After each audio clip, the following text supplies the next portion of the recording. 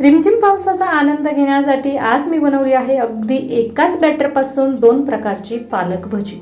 पालक भाजी जर तुम्हाला आवडत नसेल तर अशा पद्धतीच्या वेगवेगळ्या रेसिपीज मी नेहमीच ट्राय करत असते आणि ही रेसिपी तुम्हाला देखील आवडली असेल तर एक कमेंट करायला विसरू नका. आणि त्याचबरोबर पालक भाजीपासून तुम्ही आणखीन कोणकोणते वेगवेगळे पदार्थ बनवता हे देखील कमेंट बॉक्समध्ये नक्कीच कळवा. सो हाय, मी कविता. मी तुमच्यासाठी घेऊन येत असते अशाच इंटरेस्टिंग रेसिपीज.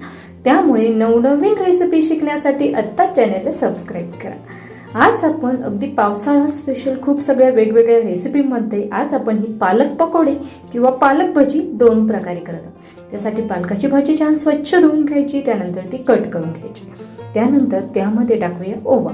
ओवा छान असा हातावर क्रश करून टाकायचा. अगदी गाडीवर ज्या पद्धतीची पालक भजी मिळतात ना, अगदी तीच पद्धत मी तुमच्यासोबत शेअर करणार आहे. त्यासाठी आपण यामध्ये 1 चमचा जिरं टाकलेला आहे. त्यानंतर चवीनुसार मीठ टाकायचं. आता मीठ टाकताना पालक भजीसाठी थोडंसं कमीच मीठ वापरायचं, कारण पालक भाजीमध्ये थोडासा खारटपणा हा असतोच. आणि त्याचबरोबर या ठिकाणी हिरवी मिरची, लसूणचा छान असा ठेचा या ठिकाणी टाकला. आता या ठिकाणी हा जो ठेचा आहे तो पूर्णपणे भाजीला आपल्याला छान असं त्यामध्ये फ्लेवर आणायचा आहे. त्यासाठी हाताची आग होऊ नये यासाठी हाताला अगोदर थोडंसं तेल लावून घ्यायचं, जेणेकरून हाताची आग होणार नाही. आणि त्यानंतर सगळे मसाले आपल्याला या भाजीमध्ये छान असे आपल्याला एकजीव करून घ्यायचे. हा जो फ्लेवर आहे तो भाज्यांमध्ये आलेला पाहिजे. आणि सगळ्यात महत्त्वाचं म्हणजे ही पालक भजी करताना आपण थेंबरही पाण्याचा वापर करणार नाही. पाण्याचा वापर न करता आपल्याला हे बॅटर मिक्स करायचं आहे. छान कुरकुरीतपणा येण्यासाठी मी या ठिकाणी अगोदर 2 चमचे तांदळाचं पीठ टाकलेलं आहे. त्यानंतर बेसन पीठ टाकलेलं.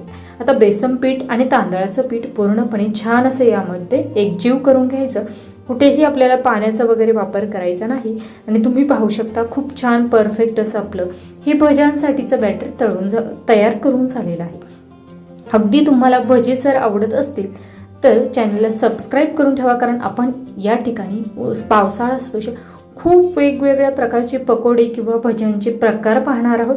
याशिवाय वर्षभर एकाही दिवस सुट्टी न घेता दररोज दुपारी 12 वाजता नियमित नवीन एक रेसिपी अपलोड केलेली असते. त्यामुळे प्रत्येक रेसिपीचे नोटिफिकेशन येण्यासाठी चॅनलला सबस्क्राईब करून ठेवा. तेल छान कडकडीत गरम करून झालेलं आहे. त्यापैकी 2 चमचे तेल यामध्ये टाकायचं. सोडा वगैरे वापरण्याची गरज नाही. गरम तेलाच्या मोहनमुळे अगदी छान परफेक्ट असा कुरकुरीतपणा येतो. त्याचबरोबर कुरकुरीतपणा येण्यासाठी या अगोदर आपण तांदळाचं पिठाचा वापर केलेलाच आहे. छान असं बॅटर मिक्स करून झालेलं आहे.